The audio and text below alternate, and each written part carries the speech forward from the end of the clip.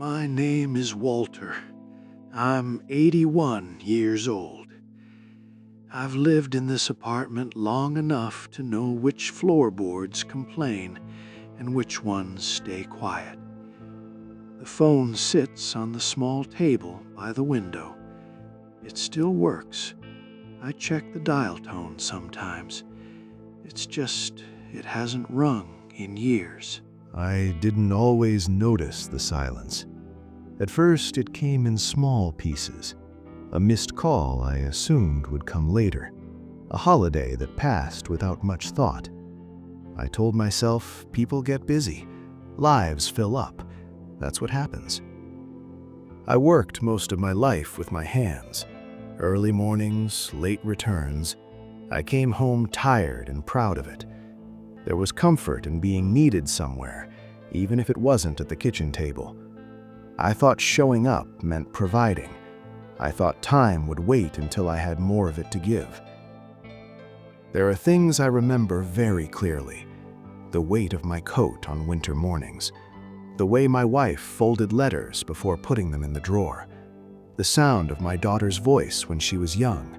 Quick, impatient, full of questions I didn't always answer. I told myself there would be another weekend, another call, another moment when I wasn't so worn down. Waiting became a habit.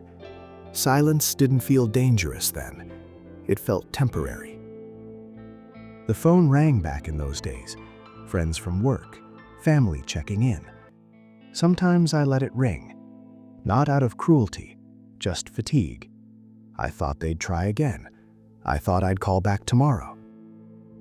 Tomorrow came, and then it kept coming, quieter each time. The last clear call I remember was years ago. I was sitting right where I am now. The light was fading through the window. I remember thinking I'd let it go to voicemail and listen later. I don't remember why that felt easier. Later stretched longer than I expected. Now the phone stays still.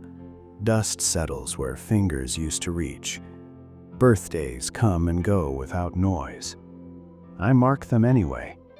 Old habits don't leave just because people do. Sometimes I rehearse conversations in my head. Not apologies exactly, just ordinary words. Asking how someone's day went, saying I heard them, saying I remember. I didn't understand how quiet could harden into something permanent. I thought distance stayed soft. I didn't know it could set. There's a cost to waiting that doesn't announce itself. It doesn't knock. It just takes up space. It fills rooms. It teaches you the shape of absence. I'm not angry. That surprised me. I thought I would be.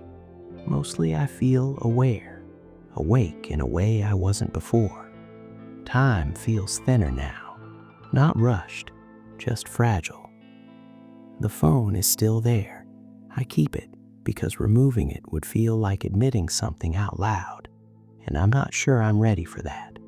Some things you carry quietly, even at the end. If you're listening to this, you don't need to do anything with it. You can just sit with it for a moment, or leave a thought behind, or stay quiet with me a little longer.